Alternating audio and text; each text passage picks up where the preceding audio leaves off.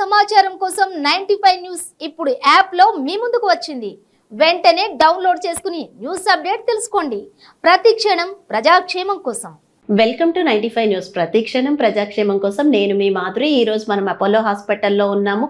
మనతో పాటు ఉన్నారు నెఫ్రాలజిస్ట్ అశ్విన్ కుమార్ గారు. డాక్టర్ నమస్తే సార్. నమస్తే అండి సార్, ఎలా ఉన్నారు?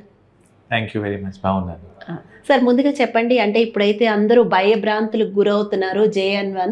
సో మేమైతే అందరు డాక్టర్స్ని మీట్ చేస్తున్నాము ఈ సందర్భంగా. సో కోవిడ్ అయితే లాస్ట్ టైం అందరినీ ప్రపంచాన్ని వణికించింది అని చెప్పచ్చు. సో ఇప్పుడు చెప్పండి సార్, అంటే మీరు ఒక నెఫ్రాలజిస్ట్గా ఈ కోవిడ్ వల్ల కిడ్నీ పేషెంట్స్కి ఎలాంటి ఎఫెక్ట్ అవుతుంది? ఆల్రెడీ యాక్చువల్గా కిడ్నీ ఇష్యూస్ ఉన్న వాళ్ళకి. యాక్చువల్గా కిడ్నీ పేషెంట్స్కి, జనరల్గా డయాలిసిస్ పేషెంట్స్కి లేకపోతే కిడ్నీ ప్రాబ్లం ఉన్న వాళ్ళు ఇమ్యూనిటీ సిస్టమ్ చాలా తక్కువగా ఉంటుంది. వాళ్ళ రోగనిరోధక శక్తి తక్కువ ఉంటుంది కాబట్టి సింపుల్ వైరల్ ఇన్ఫెక్షన్స్ బాగా సివియర్గా వచ్చేస్తాయి. ఓకే. అండ్ ఈ కోవిడ్ అంటే ఈ జనరల్గా ఇమ్యూనిటీ బాగున్న వాళ్ళకే ఎక్కువ అఫెక్ట్ అయిపోతుంది. అంటే సో కిడ్నీ ఫెయిలియర్ పేషెంట్స్కి ఇంకా కొంచెం సీరియస్గా ఇంకా అఫెక్ట్ అయిపోతుంది. అండ్ న్యూమోనియాస్ వస్తాయి, బోత్ లంగ్స్కి స్ప్రెడ్ అవుతుంది. లాస్ట్ టైం అయితే ఎంతో మందికి ఆక్సిజన్ రిక్వైర్మెంట్, అడ్మిషన్, డెత్స్ కూడా బాగా అయ్యాయి. సో ఎవరికైనా ఇమ్యూనిటీ తక్కువ ఉంటే, అంటే డయాబెటీస్ ఉన్న వాళ్ళు, కిడ్నీ ప్రాబ్లం ఉన్న వాళ్ళు, కిడ్నీ ట్రాన్స్ప్లాంట్ అయ్యే వాళ్ళు, డయాలిసిస్ మీద ఉన్న వాళ్ళు బాగా జాగ్రత్తగా తీసుకోవాలి. జాగ్రత్తలు ఏంటంటే మాస్క్ వేసుకోవడం, శానిటైజర్తో హ్యాండ్స్ క్లీన్ చేయడం చాలా ఇంపార్టెంట్. ఎందుకంటే ఈ పేషెంట్స్లో ఇన్ఫెక్షన్ ఈజీగా వచ్చేస్తుంది, బాగా ఈజీగా క్యాచ్ చేస్తారు. ఇన్ఫెక్షన్ వస్తే చాలా సివియరిటీ ఎక్కువ అయిపోతుంది. సార్, అంటే ఇప్పుడు లాస్ట్ టైం చాలామంది కంప్లైంట్ చేసింది ఏంటంటే, మాకు కరోనా వచ్చిన తర్వాత కిడ్నీ ప్రాబ్లమ్స్ వచ్చాయి, మేము డయాలసిస్ వరకు వెళ్ళాము అన్న వాళ్ళు కూడా కొంతమంది అయితే ఉన్నారు. సో అది నిజమే అంటారా? దీనివల్ల అది వచ్చి ఉంటుందా? యాక్చువల్గా కరోనా వల్ల డైరెక్ట్గా కిడ్నీ ఎఫెక్ట్ అవ్వకపోవచ్చు. బట్ జనరల్గా కరోనా వల్ల ఏంటంటే ఏదో ఒక లంగ్ డ్యామేజ్ అయిన తర్వాత, ఒక లంగ్ బాడీలో ఇన్ఫెక్షన్ స్ప్రెడ్ అయిన తర్వాత ప్రతి ఒక్క ఆర్గన్లో కొద్దిగా ఎఫెక్ట్ పడుతుంది. ఓకే. కిడ్నీ ప్రాబ్లం ఎక్కువ అంటే ఎవరికైనా ఫస్ట్ నుంచే కొద్దిగా kidney problem, starting base line kidney problem ఉన్న వాళ్ళకి ఈ కిడ్నీ ప్రాబ్లం ఫాస్ట్గా స్పీడప్ అయిపోతుంది. సో అందుకే ఒకవేళ ప్రీ డయాలిసిస్ స్టేజ్లో కిడ్నీ ప్రాబ్లం ఉన్న వాళ్ళు ఉంటే, పేషెంట్స్ ఉంటే, వాళ్ళకి చాలా మందికి కరోనా వల్ల, అంటే ఎనీ జనరల్ ఇన్ఫెక్షన్ వల్ల కూడా కిడ్నీ ప్రాబ్లం పెరుగుతుంది. అలాగే కరోనా వల్ల కూడా వాళ్ళకి ఇండైరెక్ట్గా ఈ కిడ్నీ ఫంక్షన్ డిక్రీజ్ అవ్వడం అయి ఉంటుంది. డయాలిసిస్ వీళ్ళకి చేయాల్సిన అవసరం. సార్, అంటే అసలు కిడ్నీ ప్రాబ్లమ్స్ అయితే మనం ఈ మధ్య కాలంలో ఎక్కువగా ఉంటున్నాము, కొంతమంది చిన్న పిల్లల్లో కూడా చూస్తున్నాము. అసలు ఎందుకు వస్తున్నాయి అంటారు ఇలాంటి ప్రాబ్లమ్స్? అడల్ట్స్లో అయితే most common kidney problem causes అంటే diabetes and high blood pressure. జనరల్గా ఆల్మోస్ట్ 40% పేషెంట్స్కి, కిడ్నీ ఫెయిలియర్ పేషెంట్స్కి కాజ్ అయితే డయాబెటీస్ ఉంటుంది.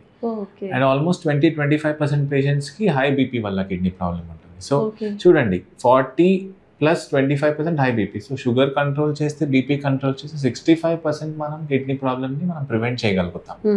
ఇంకా పెయిన్ కిల్లర్స్ యూసేజ్ ఈ మధ్యలో జనాల్లో కొంచెం ఎక్కువ ఉంది. Fever, joint pains, back pain, హెడేక్కి, పీరియడ్స్ పెయిన్కి ఫీవర్ మెడిసిన్, పెయిన్ కిల్లర్స్ వాడుతూ ఉంటారు.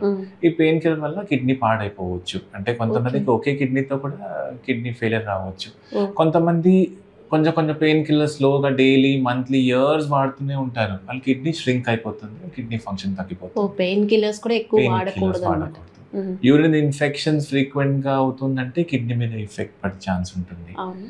కిడ్నీ స్టోన్స్ ఉంటే కిడ్నీ స్టోన్స్ ట్రీట్మెంట్ రెగ్యులర్ గా మనం కరెక్ట్ గా తీసేసుకోవాలి. కిడ్నీ స్టోన్స్ ప్రివెంట్ చేయడానికి డయట్ అండ్ మెడిసిన్స్ వాడుతూ ఉండాలి. ఎందుకంటే కిడ్నీ స్టోన్స్ ఎక్కువసేపటి కోసం కిడ్నీలో ఉంటే, ఎక్కువ స్టోన్స్ ఫామ్ అయితే దానివల్ల ఇన్ఫెక్షన్ అయ్యి కిడ్నీ పాడైపోయే ఛాన్స్ ఉంటుంది. ఓకే సార్, అంటే ఇప్పుడు క్రియేటిన్ అనేది ఎంత ఉండాలి, ఎన్నిసార్లు చెక్ చేయించుకోవాలి అసలు ఎవరైనా?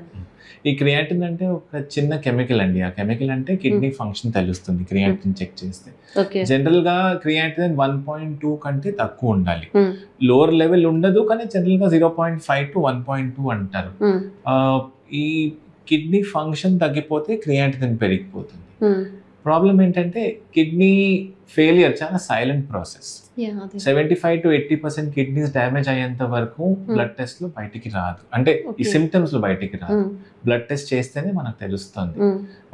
సో ఎవరైనా 40 years కంటే ఎక్కువ ఉన్నారు వయసు, షుగర్ ఎవరికైనా ఉంటే, బీపీ ఎవరికైనా ఉంటే, కిడ్నీ చెకప్ 6 months ఒకసారి, లేకపోతే 1 year ఒకసారి చేయించుకోవడం ఇంపార్టెంట్. ఫ్యామిలీలో ఎవరికైనా కిడ్నీ ప్రాబ్లం ఉంటే ఖచ్చితంగా 1 year ఒకసారి క్రియాటిన్ చెక్ చేసుకోవడం ఇంపార్టెంట్. అంటే ఇది జెనెటిక్ గా కూడా వచ్చే ఛాన్సెస్ ఉందా సార్? కొన్ని కిడ్నీ ఫెయిలియర్ కాజెస్ జెనెటిక్ గా కూడా ఉంటాయి. అవునా, ఇప్పుడు కొంతమందికి ఒక్క కిడ్నీయే ఉంటుంది, వాళ్ళకైతే అసలు కూడా తెలియదు, పుడుతూనే ఒకటే ఉంది అన్న వాళ్ళు కూడా ఉంటారు. సో అలాంటి వాళ్ళకి ఏమైనా ప్రాబ్లమ్స్ వస్తాయి సార్? ఒక్కదాంతో కూడా సర్వైవ్ అయిపోవచ్చా? జనరల్ గా ఒక్క కిడ్నీ సరిపోతుంది. ఎంతో మందికి అంటే అథ్లెటిక్స్ టీమ్స్ లో, ఫుట్బాల్ టీమ్స్ లో ఒక్క కిడ్నీ ఉన్న వాళ్ళు బాగా ఆడుతున్నారు ప్రాబ్లం లేకుండా. అంటే ఒక్క కిడ్నీ ఉన్నా కూడా సరే, 2 కిడ్నీస్ ఉన్నా కూడా it is equal well and good for living the whole life. కానీ ఒకవేళ తెలిసింది అనుకోండి ఒకే కిడ్నీ అంటే ఇంకా మనం జాగ్రత్తలు ఎక్కువ తీసుకోవాలి. పెయిన్ కిల్లర్స్ వాడకూడదు, చెకప్ చేయించుకుంటూ ఉండాలి. ఎస్పెషలీ కిడ్నీ డొనేట్ చేసే వాళ్ళందరూ రెగ్యులర్ గా డొనేట్ చేసిన తర్వాత ఇయర్లీ వన్స్ అయితే క్రియాటిన్ మనం చెక్ చేసుకోవాలి. సార్ ఇంకా కిడ్నీ ట్రాన్స్ప్లాంటేషన్ గురించి ఒకసారి చెప్పండి సార్. అసలు అది ఎవరికి చేయొచ్చు, ఏ ఏజ్ వరకు అది ఓకే? కిడ్నీ ట్రాన్స్ప్లాంటేషన్ అయితే మీరు డోనర్స్ గురించి అడుగుతున్నారా పేషెంట్ గురించి అడుగుతున్నా? పేషెంట్ కిడ్నీ ట్రాన్స్ప్లాంట్ అంటే ఏజ్ ఈజ్ నో బార్.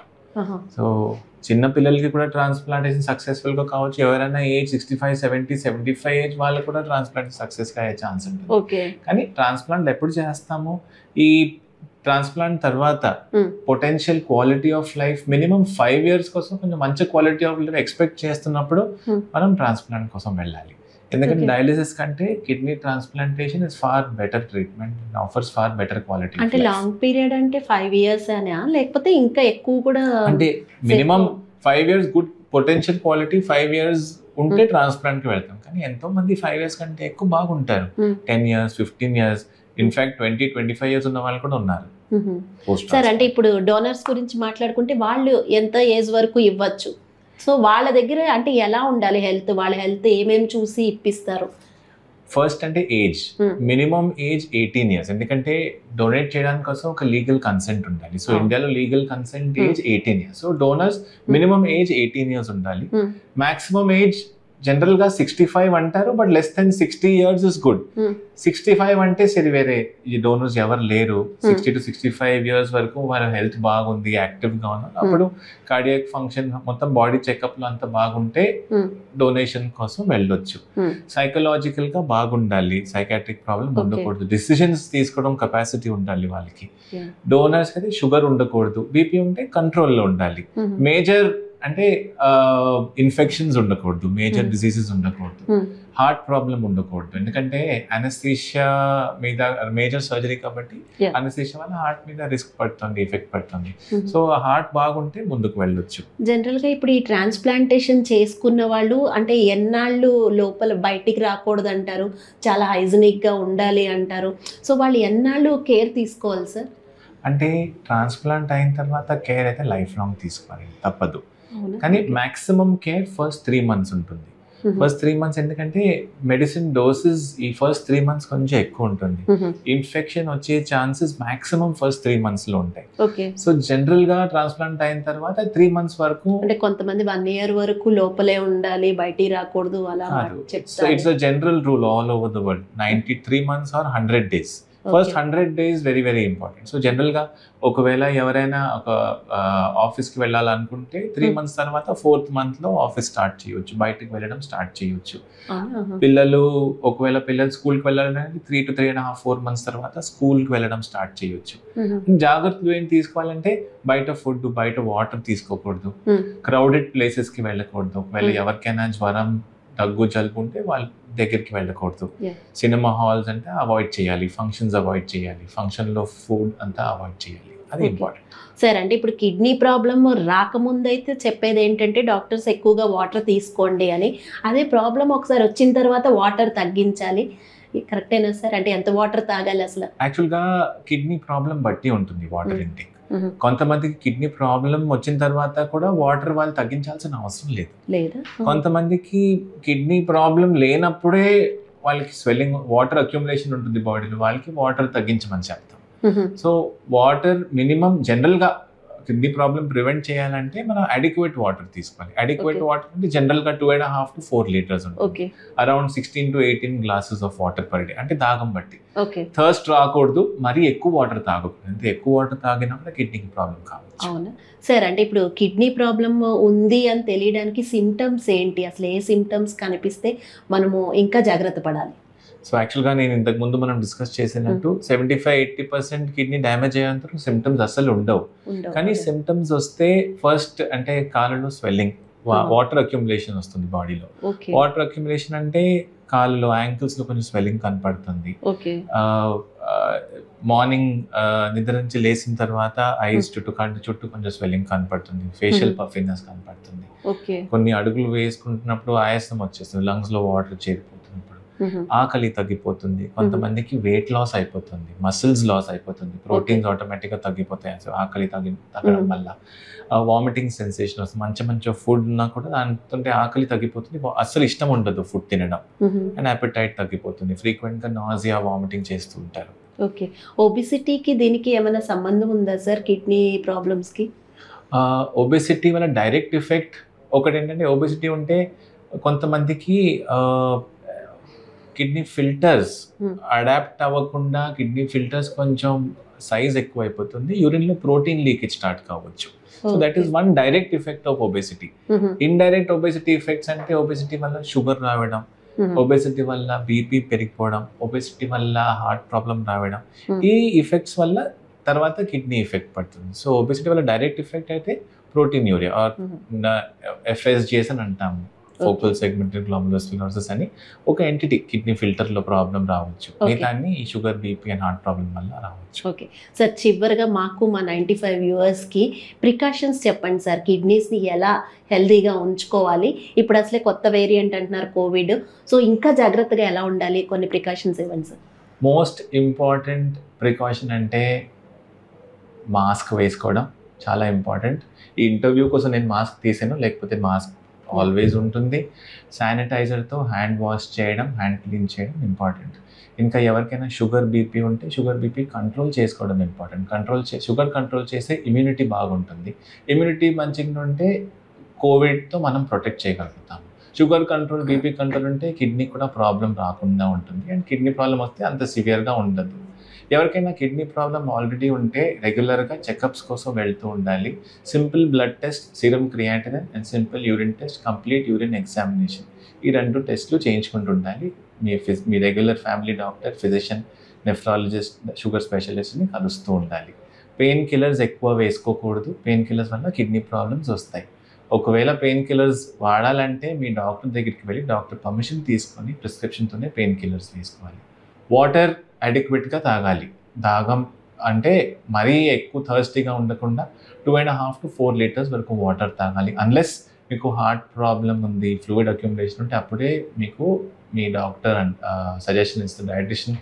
ఒకవేళ వాటర్ తక్కువ తీసుకోవడానికి సజెషన్ ఇస్తేనే మీరు వాటర్ తక్కువ లేకపోతే వాటర్ మినిమం అడిక్వేట్ తీసుకోవాలి. యూరిన్ ఇన్ఫెక్షన్ ఉంటే యూరిన్ ఇన్ఫెక్షన్ని ప్రాంప్ట్గా ట్రీట్మెంట్ తీసుకోవాలి. కిడ్నీ స్టోన్స్ ఉంటే ఆ ట్రీట్మెంట్ ప్రాంప్ట్ చేసుకోవాలి. సార్ లాస్ట్ అన్నాను కానీ ఒక్క డౌట్ అయితే మిగిలిపోయింది. ఫుడ్ ఎలా తీసుకోవాలి సార్? అంటే ఇప్పుడు కిడ్నీ ప్రాబ్లమ్స్ ఉన్న వాళ్ళు ఎలాంటి ఫుడ్ అవాయిడ్ చేయాలి?